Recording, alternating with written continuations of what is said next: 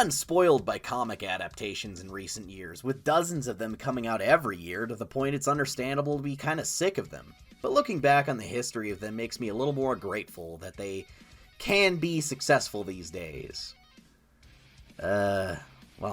I recently watched the 90s Generation X pilot, and it made me appreciate how good we've had it with the later X-Men adaptations. But now I've been bitten by the bug and want to see how many other failed superhero projects are floating out there, because there's something so undeniably fascinating about them. Looking at this list of pilots is like looking into the multiverse, sticking your head into another timeline that never was, and seeing the superheroes that were popular and became childhood mainstays for some other kid out there. But for us, they never made it past that first episode. We've lived with and been accustomed to the presence of Reeve's Superman, Carter's Wonder Woman, Ferrigno's Hulk, and too many great Batmen to count. I'm Batman. I'm Batman. I'm Vengeance. But it's fun to look back at the superhero performances that didn't quite catch on the same way. The superheroes who didn't become pop culture phenomenons until much later incarnations. This is a list of failed superhero pilots. The worst superhero pilot I know is Hal Jordan, yuck yuck.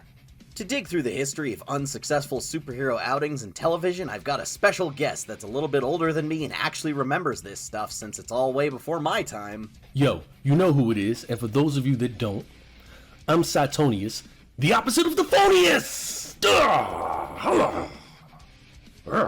From the YouTube channel Omni-Frame. Wait. What do you mean, older? Okay, well, you're a year younger than my mom.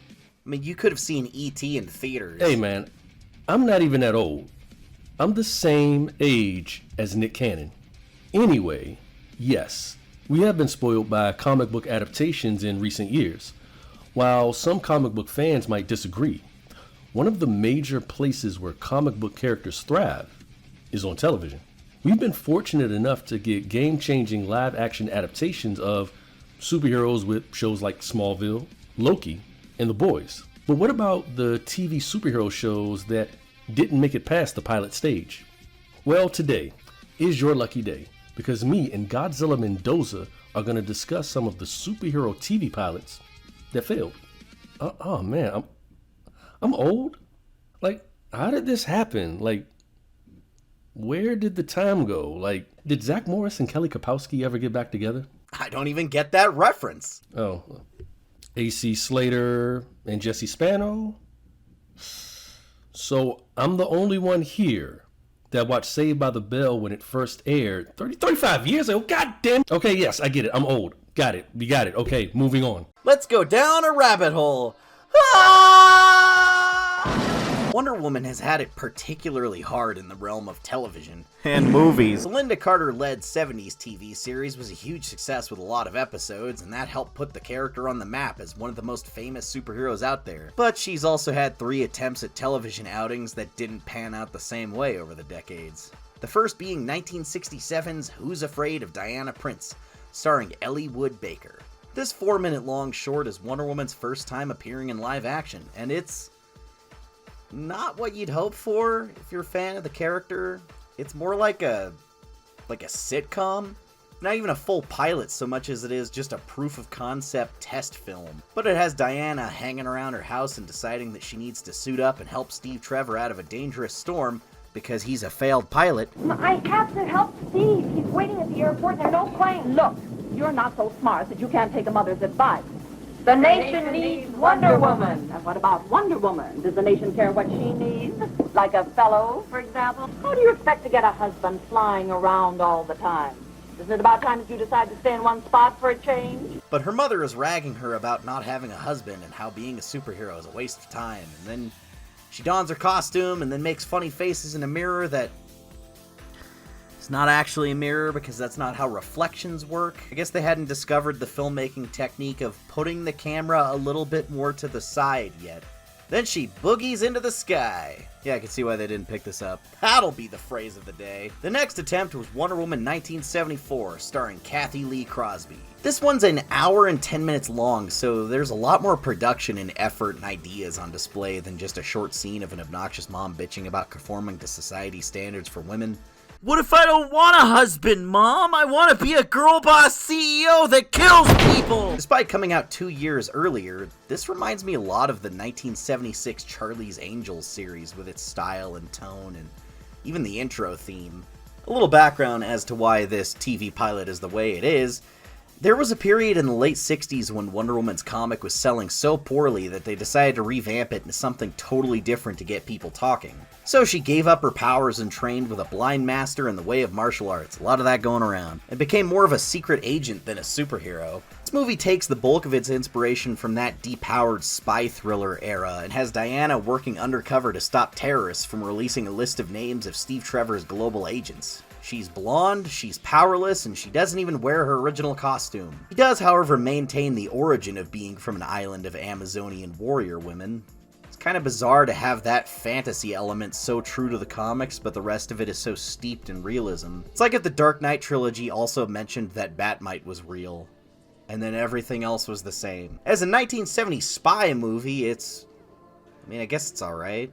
It's got that foreign villain and infiltrating compounds and battling assassins and deadly booby traps, but it doesn't have much in the way of Wonder Woman stuff. She has a brief fight with another old Amazonian rival who left the island to work with the bad guys. She also makes kind of a cute wink at the audience mention of her invisible plane as a joke towards the villain. You see, my plane is invisible.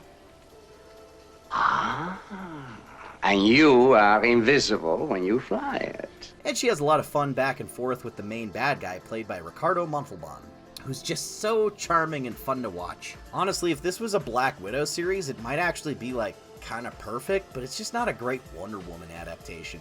We came here to see the lasso of truth, damn it! While this wasn't a spectacular failure, they decided a more traditional Wonder Woman was the way to go for the 70s, and as we know, that worked out just fine. Flash forward a few decades, and just a few short years before Wonder Woman made her cinematic debut in the Snyder Hole, another attempt was made at bringing Diana Prince into the land of television. Wonder Woman 2011, starring Adrian Palicki. This one's bizarre.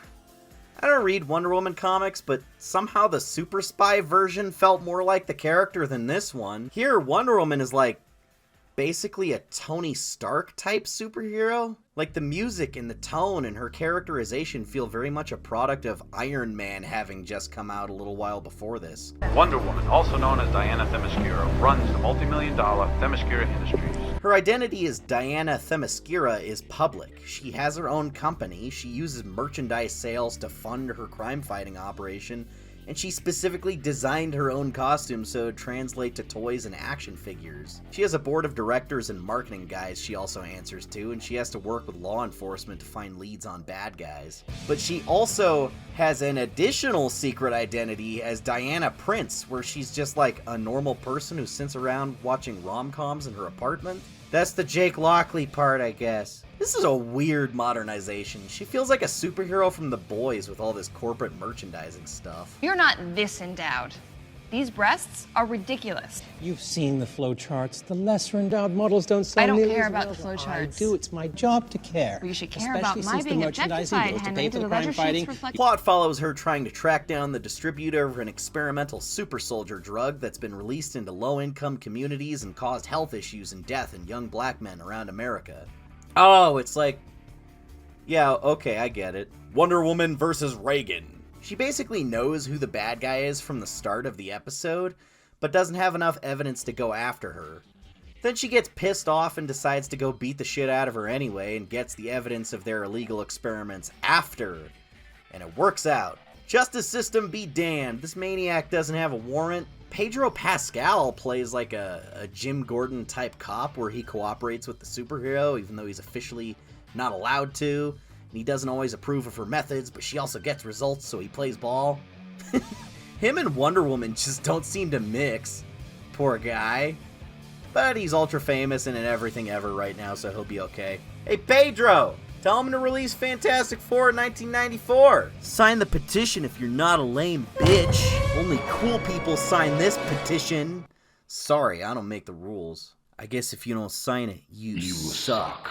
I don't know what to make of this costume. It's better than the promo image one because they changed the pants and boots and toned down the corset. At the end of the pilot, she gets the trademark American flag panties for some reason. Guess it was easier to do a fight scene in. Can't really split your pants doing high kicks in that one. Huh, I guess that's the reason why that's practical.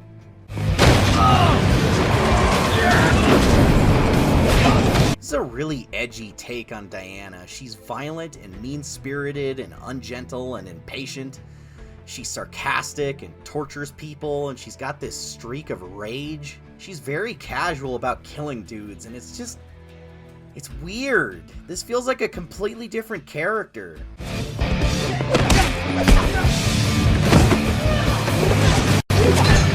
Oh shit, they even used temporary music from Iron Man's soundtrack. That's the other thing, this pilot is not totally finished. So some of the stunts look a little cheesy and you can see the wires for the more acrobatic stuff. I can see why this didn't get picked up. It just has this bizarrely dark tone and downplays the magic aspect of Wonder Woman to instead make her into an Iron Man and Batman amalgam. I feel bad for Adrienne Palicki. This role probably felt like a huge break for her, and I think with a better script, she could have done a good job as the character. Later on, she got into Agents of S.H.I.E.L.D. as Mockingbird, then left to get her own spin-off series that also ended up as an unreleased pilot. We don't have access to that one, though. In 1991 would give us the live-action television adaptation of the Marvel superhero team, Power Pack, for some reason. The comic book series, which was created by writer and editor Louise Simonson and artist June Brigman, focused on 4 preteen siblings who gained superpowers from an alien race called the Chlamydians. The original comic debuted in 1984 and ended in 1991, which ironically is the same year that this pilot aired. This failed attempt at a television series was produced by the Canadian production company Paragon Entertainment, whose most popular production was Lamb Chop's Play Along? And New World Entertainment, who produced several Marvel projects including the 1989 Dolph Lundgren Punisher film, and animated shows like the 1994 Spider-Man series, and the Iron Man and Fantastic Four cartoon shows that aired that same year. So you might be wondering, why give Power Pack a TV show when the X-Men and Spider-Man are right there? Right there! Also, I love how they tried to sneak in the whole "with great power comes great responsibility" speech from Spider-Man.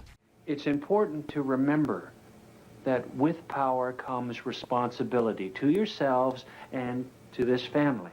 I'm not entirely sure why this TV pilot exists, other than maybe, possibly, to piggyback off of other kid-centric properties like Honey, I Shrunk the Kids and Full House, which were very popular at that time. The TV show waters down a lot of the more edgy aspects of Power Pack that were in the comics. While Power Pack wasn't as dark as something like Spawn, the comics did deal with socially relevant themes like gang violence and child abuse. If I had to compare the TV show pilot to anything, I'd probably say it's the most like the TV show Seventh Heaven, which actually premiered about 5 years after this. And yes, the rumors are true. Seventh Heaven is a horrible show. To me, what's really interesting about the Power Pack pilot is that it was directed by Rick Bennett. Who is Rick Bennett? So in an odd twist of fate, Rick Bennett would actually go on to be the voice of Cain Marko, aka the Juggernaut and Colossus in X-Men, the animated series. So y'all are probably asking, Cytonius, is the show any good or worth watching? Well, I think Power Pack is something that fans of Marvel comic related TV shows should watch for themselves and form their own opinions on. The series is free to watch here on YouTube, but yeah, the show is trash. What if Doctor Strange sounded like Dr. Hartman from Family Guy? It's all right. You don't have to go to sleep. Nurse, I didn't prescribe any medication. I'd assumed you'd signed for it. Well, you assumed wrong. It's all right. Now, don't worry. Well, with the power of the multiverse, we know what that looks like in Doctor Strange 1978, starring Peter Hooton in the title role. Clocking in at 93 minutes and 58 seconds, this pilot somehow feels like it's 3 hours long.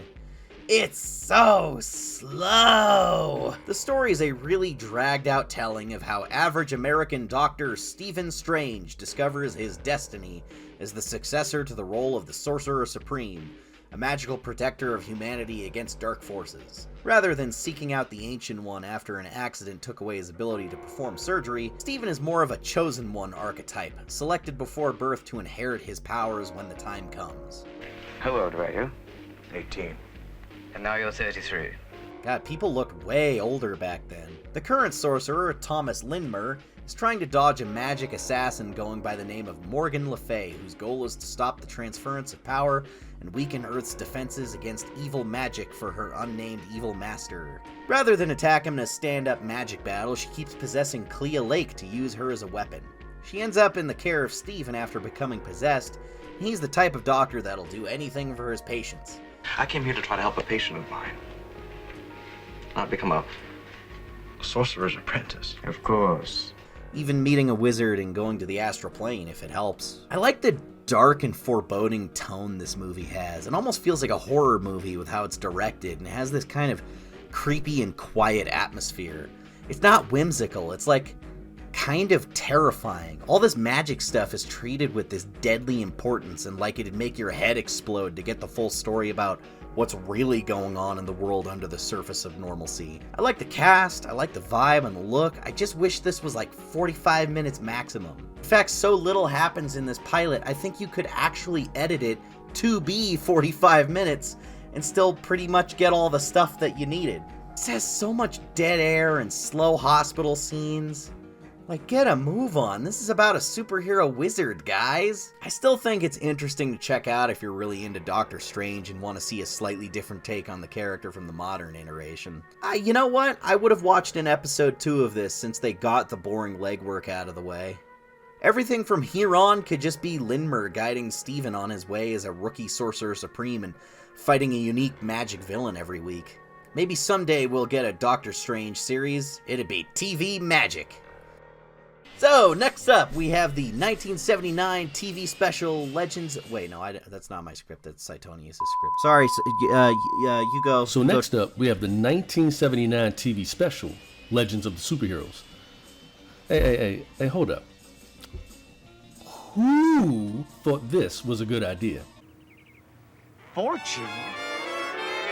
So this show was the brainchild of animation producer Joseph Barbera, who was one half of the legendary Hanna-Barbera, and I'll do my best to not hold the creation of this horrible used lobster condom of a show against him. This show was made to piggyback off of the popularity of the cartoon, The Super Friends. What's interesting to me is that Super Friends ran far longer than the Bruce Timm Justice League animated series, but didn't deserve to. Like, I'd be perfectly fine if Justice League Unlimited ran for like 9 seasons. But as far as the Legend of the Superheroes TV show is concerned, we didn't need this. Legends of the Superheroes is probably one of the worst mass media representations of the Justice League that I've ever seen.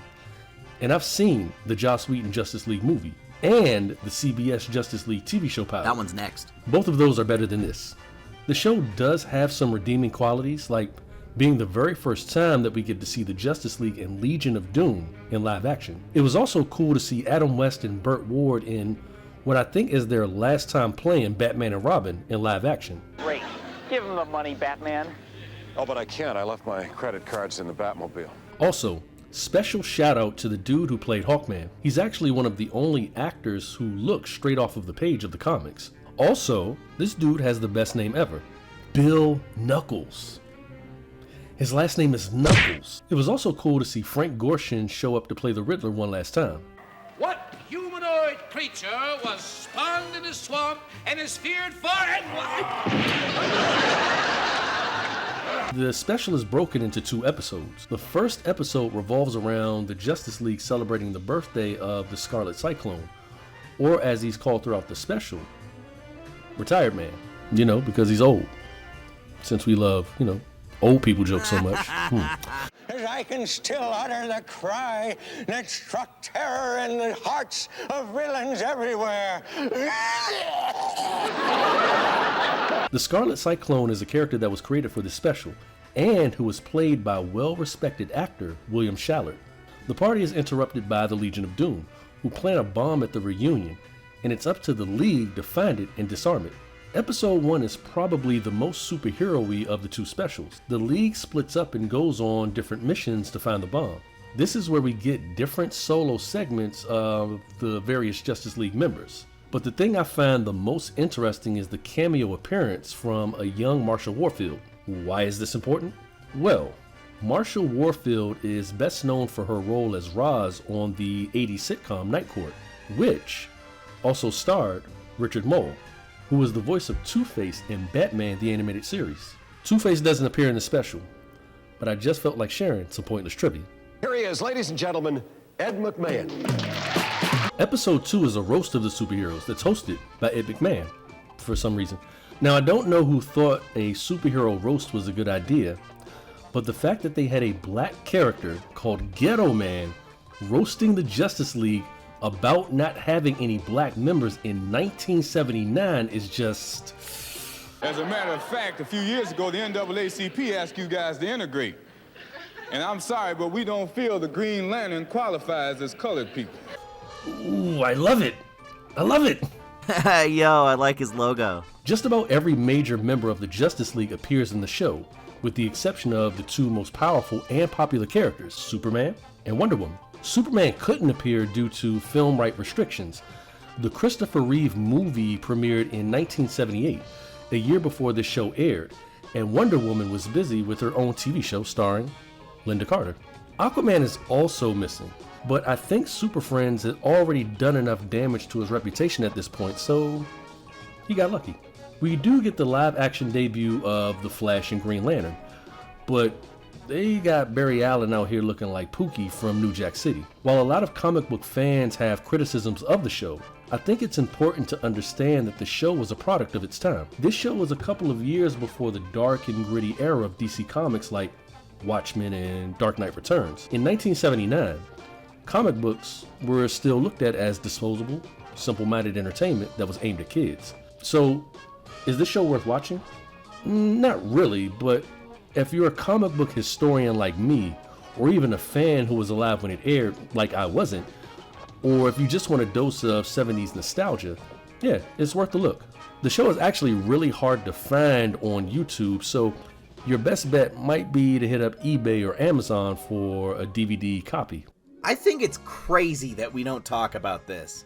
There's a whole 90-minute Justice League movie from 1997, and no one talks about it. I see people talk about the unreleased George Miller Justice League Immortal more than I see them talk about this one. And this one actually came out! Although I'm writing this part of the script before I've seen it. Let's see if there's a reason. Okay, I watched it and that was not at all what I expected it to be. First thing that was so surprising to me was how down-to-earth and casual this show is. Rather than playing up the extravagant and assuredly very expensive fantasy elements of the Justice League, in this movie, the JLA are like a group of middle-class average Joes who are a superhero club as a part-time thing. And being a superhero is portrayed as rather unglamorous and even a little tedious. Green Lantern and the Atom are roommates, then the Flash moves in with them after he's evicted because he can't hold down a job.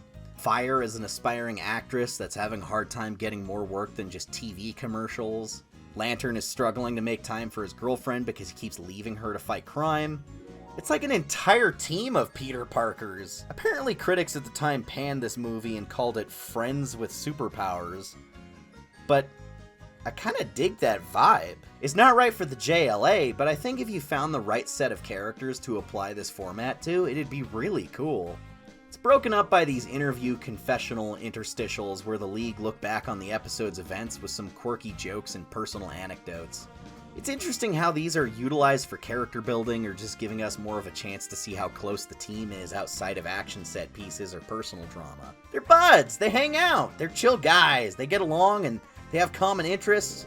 Their personalities are different, but they respect each other and have a good time. It's kind of refreshing considering how most super team dynamics are based entirely on them being dysfunctional as fuck. Apparently the backstory is that Martian Manhunter, one of the many Manhunters in the DC universe, decided to seek out superheroes on Earth to avoid catastrophe like the one on Mars that left him a sole survivor. So he's treated more like their Zordon or Professor X in this movie. Some other wise old sage character who gathers a team of heroes who has no hair. It doesn't do much, but there's this one fun bit where he helps Fire maintain her secret identity after a guy she's been sort of seeing recognizes her on TV. We're not the same person, we just happen to look a lot alike. It's like how sometimes Clark Kent takes his glasses off and people are like, wow, you look a lot like Superman. Yeah, and Margot Robbie looks a lot like Jamie Presley. It happens, no big. What's happening? He's cooking us. Elevator, now! Quickly, everyone! John! No, go. Don't worry, I'll be fine. Where I come from, 300 degrees is a beach day. Hey, isn't his big green ass supposed to be afraid of fire? Nah, this show's fucking things up. The main plot is that the villain called the Weatherman is controlling the weather to attack the city while broadcasting ransom demands. A mousy meteorologist named Tori accidentally gains superpowers and realizes her boss is the bad guy. Hey, it's Bob Morton from OCP! And then she befriends and eventually teams up with the Justice League to stop him. The biggest drawback is that the characters don't act like themselves. The Flash outside of his costume acts like a pathetic loser that's kinda stupid. This, guy certainly doesn't remind me of Guy Gardner, and the Atom is like a Rick Moranis type. Though it is cool that he's played by John Kasser, the first ever voice of Deadpool in Ultimate Alliance. The day my father Odin banished me from Asgard, I was bitten by a vampire and had radioactive waste dumped into my eyes. To make matters worse, my mutant ability to control weather activated just as I was hit by a blast of gamma radiation. I don't hate this pilot, but I feel like if I was more familiar with these characters in the comics, I'd be irritated by their personalities being so far off. What little I do know about them, I can already tell this is, like, wrong. I think they're onto something with the casual, low-stakes, Friends-like tone, since that's pretty unique for superhero adaptations. I guess the live-action The Tick was kinda like that too, but this vibe doesn't work for this particular roster of characters. The League operates out of a space station, not an apartment building. So, I don't know if people know this, but Superboy has actually been one of the most adapted to television characters from DC Comics. That's right, Superboy. There was the 1966 animated series that was produced by Filmation. Fun fact, in that series, Superboy was voiced by Bob Hastings, the voice of Commissioner James Gordon from Batman the Animated Series. There was also the late 80s and early 90s live-action series Superboy that starred two different actors, James Hames Newton and Gerard Christopher. I would also like to give an honorable mention to Joshua Orpin's Superboy from the live-action Titan series, but the less that's said about that show, the better. And there was also a little-known show that ran for 10 seasons called Smallville. But before all of that, the first attempt at a Superboy TV show happened in 1961. The Adventures of Superboy was a television pilot that's actually more of a soft spin-off of the popular Adventures of Superman show that starred George Reeves. Due to the unfortunate death of Reeves, the series was canceled. Producers wanted to continue the franchise and planned a spin-off with Jimmy Olsen, but that idea was rejected, and they moved forward with a pilot titled The Adventures of Superboy. Only one episode was filmed, but the plan was for a 13-episode season. The pilot starred the then 28-year-old Johnny Rockwell, who I'm certain was cast due to his resemblance to a younger George Reeves. Although Rockwell claims he got the role because he beat show producer Whitney Ellsworth in a game of gin rummy. Who knows? The pilot also features the character Lana Lang, who was played by actress Bunny Henning. And I love that I live in a country where people can have first names of small animals. The plot of the pilot is pretty simple. Clark and Lana's friend Jimmy, not Olsen, is ashamed that his father works as a doorman. But after his father helps Superboy stop a robbery, Jimmy, not Olsen, gains a new sense of pride in his father. Jimmy's last name is Drake for those that are curious. Is the pilot any good? Of course it isn't, and that's why it's on this list. But judging from the quality of the pilot, I think things worked out for the best. This Superboy thing is so fucking hard to find footage of. You have no idea. Good luck if you want to watch it yourself. Captain America, starring Reb Brown as Steve Rogers, had only 2 episodes released on CBS in 1979, both about an hour and a half each. It's a new take on the material that alters Captain America's origin so it has nothing to do with World War II at all. Instead, he's an ex-Marine that was already handsome and buff, that wants to go cruising in his shag van and riding his bike around when he's targeted by a group of bad guys that run him off the road and explode him. But a scientist that knew Steve's father saves his life with the super soldier serum and then recruits him to become the all-new Captain America and stop those same villains from executing their evil plan. It's a new take, alright, because all the things that suck about this origin story are quite modern.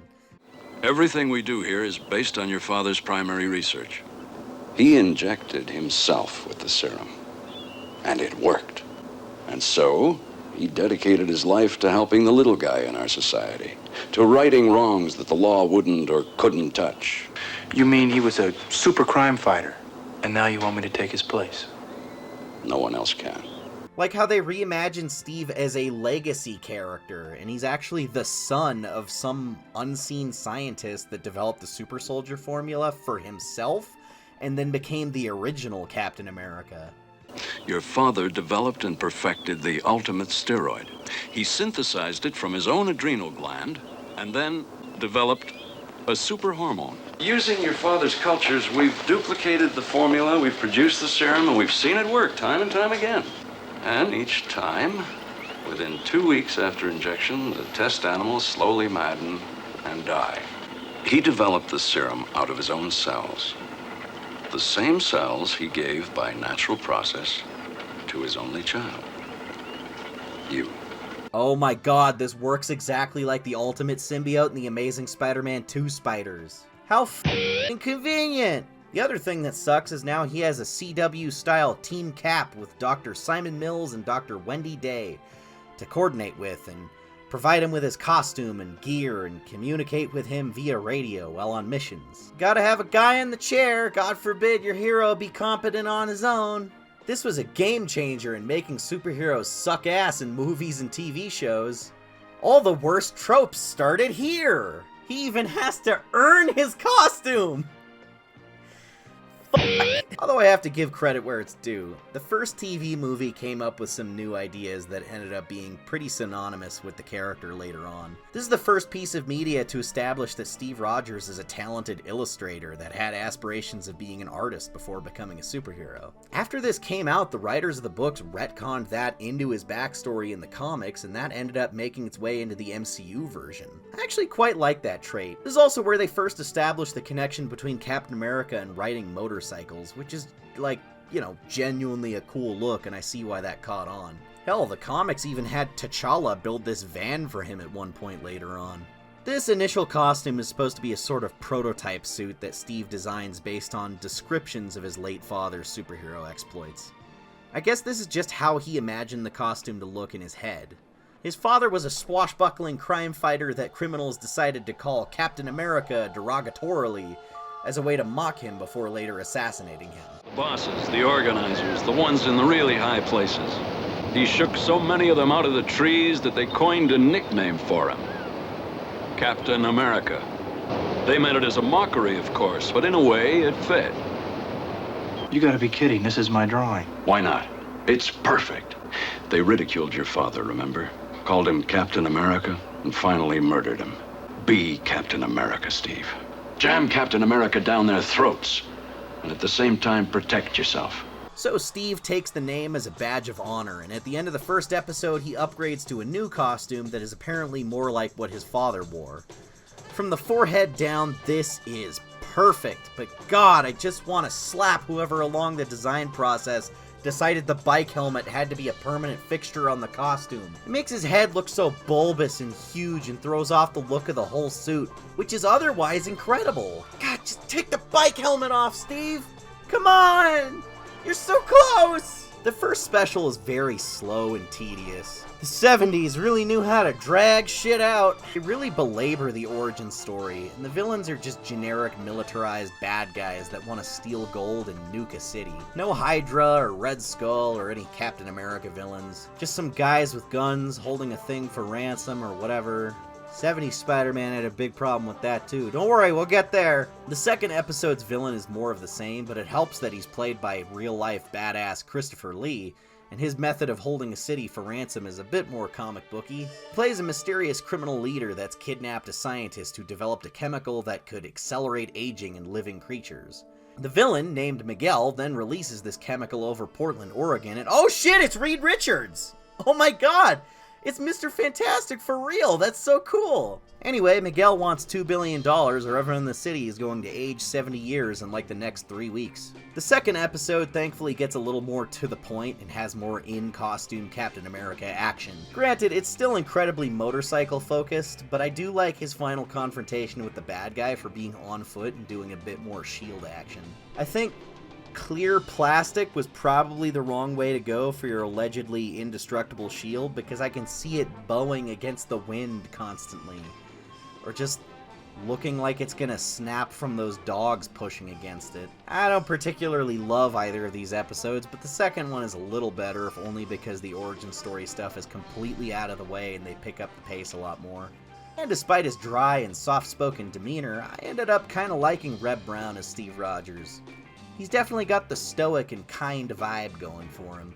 I just wish they hadn't completely axed all the soldier stuff from his superhero gimmick. He seems less like pulp Nazi-punching army man the superhero, and more like Evel Knievel stunt cyclist the superhero. Which ironically fits his costume aesthetic just as well, but there's a big difference there. Maybe this will make me appreciate the 1990 movie a little bit more when I get around to watching that. I don't know yet, I haven't seen it yet because it's not a TV pilot, so it didn't fit the criteria for this project. One of the shortest pilots on the list, thank God. Aquaman Mercy Reef starring Justin Hartley was created in 2006. It wasn't intended to be a direct spin-off of Smallville, but was inspired by the success of the Season 5 episode that had Alan Ritchson appear as Aquaman. Oh, wait a minute, that guy was Green Arrow in Smallville, what the hell? The Smallville creators decided to work together once again on this pilot, even said they were interested in crossing over with Smallville if it was picked up. Not sure how that would work, you already had an Aquaman. And then WB and UPN merged and decided to not pick it up. It's really short, but the basic gist is that Aquaman's mother fled Atlantis, which is apparently in the Bermuda Triangle, while he was a baby with the help of an Atlantean named McCaffrey. She fell in love with Lou Diamond Phillips, and then years later on a flight over the very same Bermuda Triangle, not sure why she would do that, they're attacked by mysterious technology from Atlantis, and Arthur's mother is presumably killed by sea dwellers. Are you saying they executed her? Because she had me? I guess you could say she's a failed pilot. As an adult, Arthur, going by the nickname AC, is aware of his powers and uses them frequently. So I guess technically that would make me a prince. You know, the fact that you can say that with a straight face is impressive. Does Atlantis have a retractable dome? Or does everyone just swim around in there like a bunch of fish? Don't mock me. But still acts like a dick to poor Ving Rhames for explaining that he's from Atlantis. All right, you big overgrown what's-it? Yes, I can talk to you telepathically. He's got the usual powers, he's fast and can breathe underwater, talks to sea creatures, kinda. It's because I felt like they were calling to me. So what are you saying, you can talk to fish now? But he's only got super strength when he's directly touching water as a sort of built-in weakness to create TV show drama like all the kryptonite shenanigans in Smallville.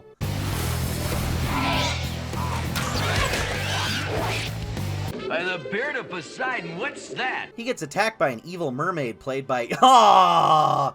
Adrian Palicki has the worst luck with these! That's 3! Hey, see, that lady's a failed pilot too. I guess out of all of these pilots, I can say that this one at least made the best attempt at setting up a B-plot for future episodes that I could see, like, playing out over the course of a season. With this jet pilot lady that crashes in the Bermuda Triangle and then gets saved by Aquaman.